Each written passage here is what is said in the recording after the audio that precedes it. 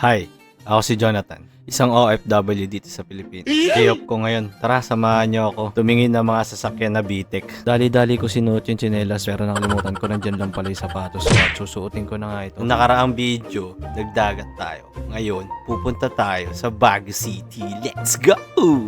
Dito sa puntong to, nagmamadali na ako. Baka maiwan kami ng bus na kinuhanan namin. Yan, shake muna tayo dito. Pang! Bangis! Let's go! At nabusinahan na nga agad kami. Dali-dali na kami lumabas. Kuya, ayan, shoutout kay Kuya Drab. Ayan, nandito kami sa Cubao. Wala nang pila-pila to. Sinita na natin agad to. Anong pila-pila? Ay, mabilisan lang to. Gamitin lang natin yung ganda natin. Wow! Wet box! Naman talaga yung ginapakita natin dyan, oh. Kaya pala, dire-diretso kami. Meron kaming dalang ticket na bumili kasi kami ng kanina. Yung iba dyan, nakapila pa. Kaya mas mahalaga, bumili na muna kayo ng ticket kaysa pumila pa kayo na mahaba. Alas 20 minutes lang inantay namin at tumalis na kami. At ito na nga ang pinakihintay ko. Napakasarap ng simoy ng hangin. Yung fresh nandun lahat. Wala akong masabi. Sobrang saya ko. Ang pinakihintay nyo, eto na.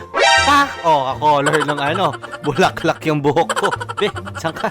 Tontuwa ah. Oh, di mapinta. Ay, nag-model na rin ako dito sa punong to. Oh, sino kayo dyan? Ay, yung inaantay nga pala dito yung bitik. Inahanap ko talaga yung bitik eh. Asan ba yung bitik? Yung bitik, yung sasakyan na antay ko. Oy!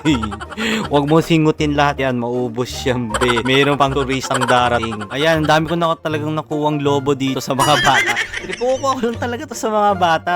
Sis, mukha ka ng baby damulag dyan. Ay, talaga.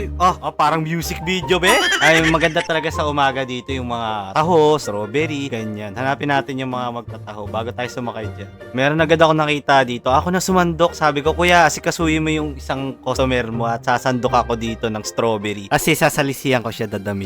At ay, nahuli pala ako dito sa part na to, kuya. Busy ka lang muna dyan. Sorry naman. Dahan-dahan pa talaga naglalagay si strawberry girl ng Pogi, bili na mga pogi. At ito na nga, nakakuha na nga ako ng bitik na sinasabi ko kanina.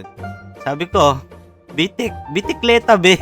Bitikleta lang yun. Oo, no hands pa eh. Baka masemplang ka dyan. 3 gulong dyan, sisemplang ka pa.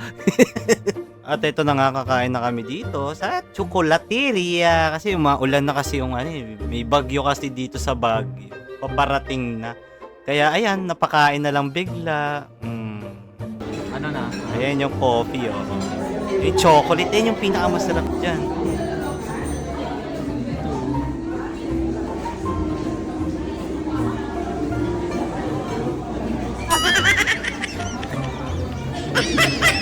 At hanggang dito na lang. Maraming salamat. Umabot ka dito sa video na to. Paki-like, follow, and share. Thank you! Bomba na.